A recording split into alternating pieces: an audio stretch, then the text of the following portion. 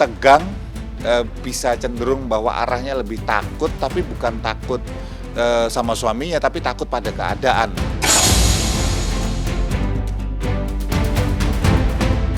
Kami pun juga sudah mempersiapkan bukti-bukti, mempersiapkan dokumen-dokumen untuk upaya hukum selanjutnya, yaitu melaporkan ke pihak kepolisian.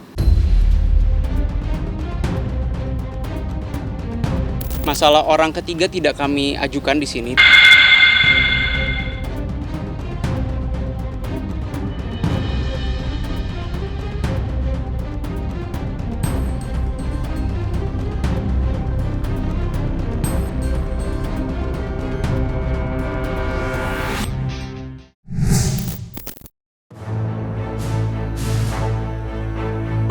Tasya Farasya dan Ahmad Assegaf kompak hadiri sidang perdana kasus perceraian di Pengadilan Agama Jakarta Selatan pada Rabu kemarin. Dan yang menarik, meski sama-sama datang ke pengadilan untuk menjalani mediasi, Tasya dan Ahmad tidak saling bertegur sapa. Ketegangan tampak dari raut wajah Tasya. Tidak ada senyum maupun sapa. Sesekali selebgram dan konten kreator kecantikan itu menyandarkan wajahnya. Tidak itu saja, mata kamera awak media yang meliput jalannya sidang persidangan juga menangkap tatapan tajam selebgram cantik berusia 33 tahun itu saat kedapatan melirik ke arah ke suaminya. Lantas, apa kata pakar ekspresi Kirdi Putra membaca bahasa tubuh Tasya Farasya, terutama raut wajahnya saat berada satu ruangan dengan Ahmad Assegaf saat jalani sidang mediasi?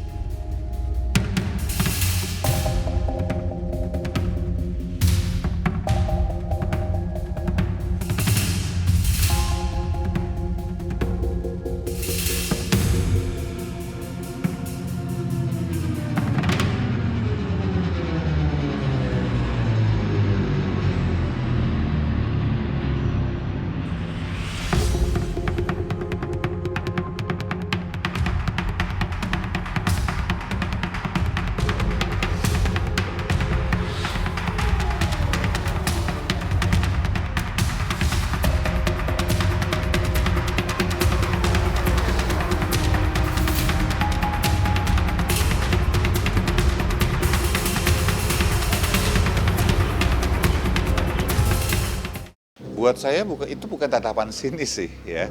Jadi lebih cenderung bahwa ketika dia melihat ke arah suaminya, dia terlihat tegang karena tarikannya itu bukan.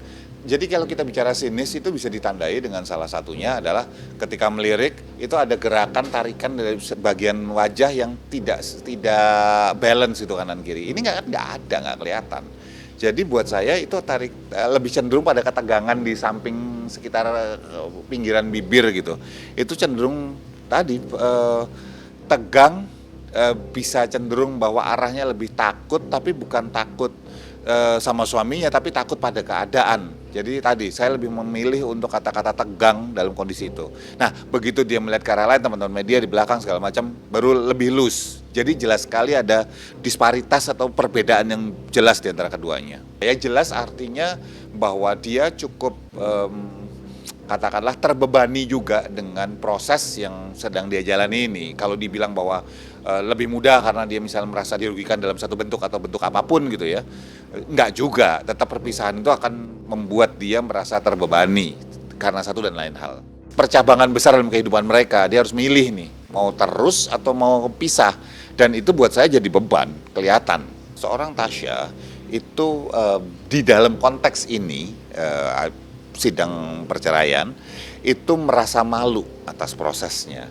Tapi lebih cenderung kalau buat saya ya, menghindari paparan visual. Apa itu menghindari paparan visual? Artinya dia tidak mau dilihat atau menjadi bahan untuk di tanda petik istilah bahasa dia yang kelihatannya ya, gitu istilah yang ditampilkan, menjadi prosesnya dieksploitasi gitu loh.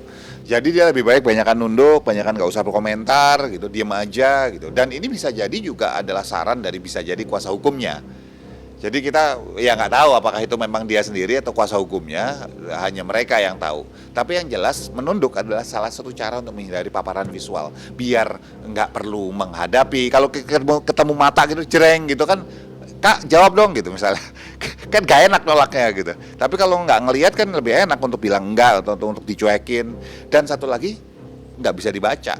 Kalau misalnya nunduk segala macam kan ngelihatnya dari arah mana nih kita. Kurang lebih itu yang sehingga dia mau menjaga proses ini sepertinya ya, mau menjaga proses ini di ranah privasi dia. Maka saya yakin bahwa dia akan mengurangi atau sangat memperkecil kemungkinan untuk memberikan informasi dalam konteks saat ini.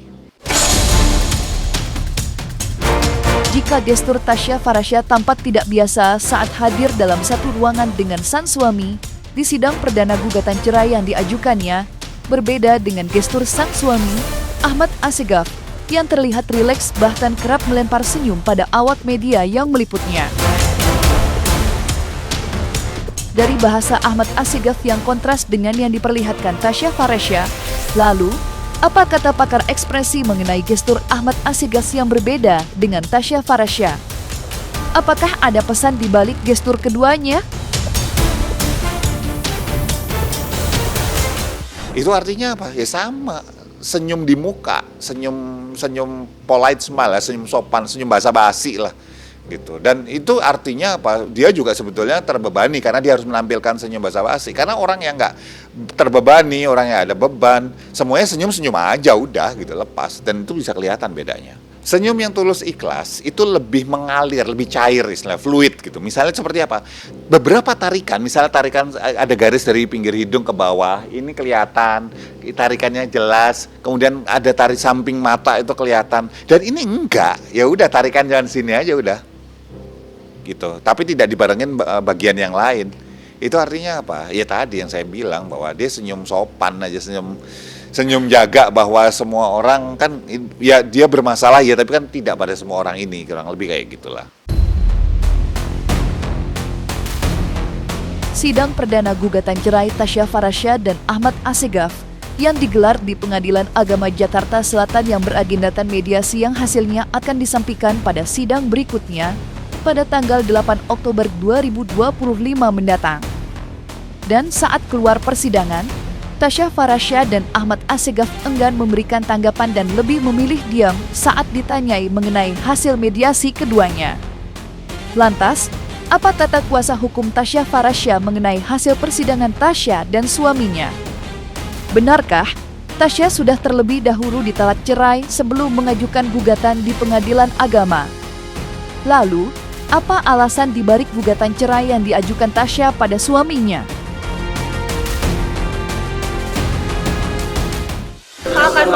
Nomor antrian akan memperjuangkan kata Tasya atau seperti apa, Pak? 722 PDTP. Silakan masuk ke ruang sidang 2. Awas, ada pintu, awas. Itu sifatnya persuasi, jadi lebih baik tanya ke Pak Terima kasih banyak ya. Jadi gugatan ini diajukan oleh klien kami, Ibu Tasya, itu karena masalah kepercayaan. Kalian sudah tahu ada banyak berita beredar di luar sana. Masalahnya apa? Di sini mungkin saya akan luruskan.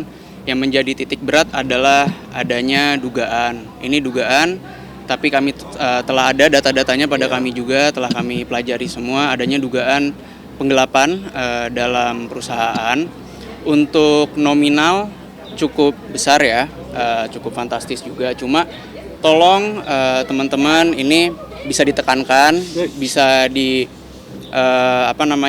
diresapi lah. Ini bagi klien kami bukan masalah angka. Mau nilainya miliaran rupiah, mau nilainya puluhan miliar rupiah, mau nilainya belasan juta rupiah atau 1 juta rupiah pun, ini adalah rasa kekecewaan yang telah dirasakan oleh klien kami, Ibu Tasya, atas kepercayaan telah diberikan, namun dihianati begitu saja. Sehingga gugatan ini kami ajukan. Tapi perlu digarisbawahi juga, sebetulnya sebelumnya ini Ibu Tasya sejak tanggal 10 September sebelum gugatan ini kami ajukan telah bercerai secara agama. Ya, telah ditalak. Sudah ditalak oleh tergugat, mantan suaminya. Sehingga secara agama sebetulnya Ibu Tasya sudah tidak sebagai Bukan istrinya suami lagi, istri bukan lagi, suami ya. istri lagi, mereka berdua. Dan juga pada saat ini, bahkan sebelum gugatan diajukan, Ibu Tasya dengan suaminya, mantan suaminya telah pisah rumah. Jadi saat ini sudah tidak tinggal serumah. Iya. Lalu selanjutnya masalah nafkah sih sebetulnya ini bukan apa ya, kalau dari Ibu Tasya sendiri bukan masalah karena ia tidak dinafkahi, tapi kembali lagi titik beratnya dalam masalah kepercayaan, sehingga ya inilah kita sekarang bergulir di sini, proses masih berjalan. Mohon support teman-teman semua. Untuk hak asuh anak tadi sebetulnya maka tadi saya bilang dalam mediasi ini adalah sepakat sebagian. Sepakat sebagian dalam artian ada yang disepakati di dalam tadi hak asuh anak ini sudah disepakati jatuh kepada klien kami Ibu Tasya. Jadi tidak dipermasalahkan nantinya, karena juga sebetulnya gugatan yang kami ajukan ini sifatnya tuh lebih kepada untuk perceraiannya, kami tidak ada minta harta gono gini. Terus hak asuh anak juga karena sudah dipenuhi, jadi kita ke depannya akan fokus masalah pembuktian. Selain rasa kepercayaan, Tasya Farasya yang dikhianati Ahmad Assegas yang menjadi alasan Tasya Farasya menggugat cerai suaminya, terungkap jika Tasya juga menuding suaminya diduga telah melakukan penggelapan uang perusahaan dengan nilai yang fantastis. Atas dugaan penggelapan yang dilakukan suaminya itulah, Tasya berencana menempuh jalur hukum dengan melaporkannya ke polisian setelah melayangkan somasi. Lantas, seperti apa cerita sebenarnya mengenai adanya dugaan penggelapan yang dilakukan Ahmad Assegas sejak 2023 setelah diberikan kewenangan mengatur finansial perusahaan oleh Tasya? Terkait dengan dugaan penggelapan itu, kami pun juga melakukan upaya hukum. Kami sudah mengajukan somasi terhadap mantan suami Bu Tasya terkait dugaan tersebut. Untuk selanjutnya nanti kita lihat perkembangannya bagaimana. Dan kami juga pada gugatan kami mengajukan nafkah senilai Rp100. Kami pun juga sudah mempersiapkan bukti-bukti, mempersiapkan dokumen-dokumen untuk upaya hukum selanjutnya, yaitu melaporkan ke pihak kepolisian. Salah satu menjadi dasar kami ya terkait dugaan tersebut di perusahaan, karena Bu Tasya menjadikan mantan suaminya Chief of Finance di perusahaannya. Itu sejak tahun 2023. Cuma untuk keleluasaan dalam mengatur keuangan perusahaan itu telah diberikan oleh klien kami sejak tahun 2021. Lalu pada tahun 2023 dijadikan CFO ya, Chief Financial Officer. Namun demikian ternyata dugaan masalah penggelapan itu telah terjadi dari tahun 2021. Gugatan cerai yang diajukan Tasya Farasya kepada sang suami memang mengejutkan, mengingat selama 7 tahun usia pernikahannya, rumah tangga Tasya dan Ahmad tampak baik-baik saja. Tetapi, dari gugatan cerai itu pula, berembus kabar jika retaknya rumah tangga Tasya dan Ahmad bisa terjadi lantaran adanya dugaan orang ketiga. Dugaan mengenai adanya orang ketiga dalam rumah tangga Tasya dan Ahmad belakangan ini makin ramai menjadi perbincangan, usai sebelumnya Tasya mengungkap pernah bermimpi jika suaminya berselingkuh. Lantas, apa kata kuasa hukum Tasya mengenai isu perselingkuhan adanya orang ketiga dalam rumah tangganya?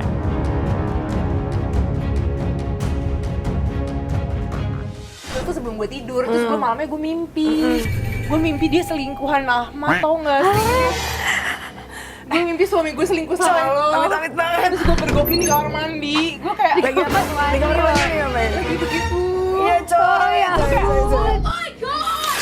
Jadi sejak itu gue kalau ngobrolin tentang brief Erika atau apa ke suami skip aja gue, deh. kayak enggak, aku besok mau podcast ya sama Oh gitu.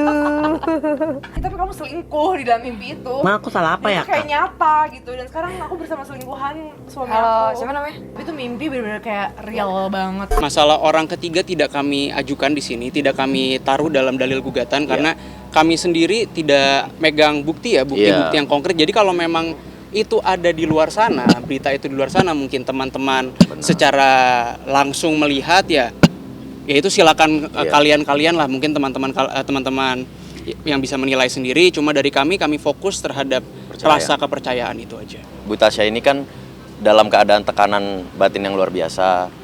Biar menjadi jelas, kami klarifikasi terkait isu pihak ketiga, terkait hal-hal yang lain yang ramai di media pun, itu ini kami luruskan semua. Terkait pihak ketiga, tidak ada menjadi dasar gugatan kami. Kami fokus terhadap perceraiannya dan hak asuh anak. Ibu Tasya juga merasakan bahwa tidak mendapatkan nafkah lahir dan batin secara layak selama ini. Ya, artinya kalau sudah talak 3, resmi mereka sudah bercerai. Dan tidak ada masa uang iddah di situ. Masa ada uang iddah tuh 13 bulan 14 hari. Maka ketika talak 3 buat apa? Gitu. Makanya ketika ini terjadi bagi laki-laki yang sudah menjatuhkan talak 3, maka hukumnya haram. Dan itu sudah cerai mutlak. Tidak mungkin adanya rujuk kembali. Karena talak 3 sudah dikatakan, saya talak, kamu talak 3. Berarti sah hukumnya. Mereka sudah bercerai karena sudah sang suami menjatuhkan talak, apalagi sampai sudah 3 kali. Ya, kalau secara hukum pengadilan agama, katakanlah mengajukan dari kedua belah pihak ini yang sudah bercerai, secara hukum syariat sah mereka sudah bercerai. Tapi kalau di hukum pengadilan kenegaraan, mereka statusnya masih belum bercerai karena belum ada pengajuan, meskipun belum mengetok palu, katakan. Secara syariat agama kita sudah sah hukumnya mereka bercerai. Kewajiban seorang suami memberikan nafkah kepada istrinya.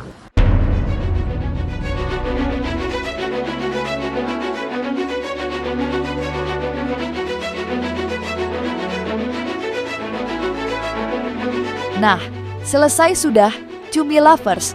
Jangan lupa untuk like, subscribe, dan juga share channel YouTube Cumi Cumi.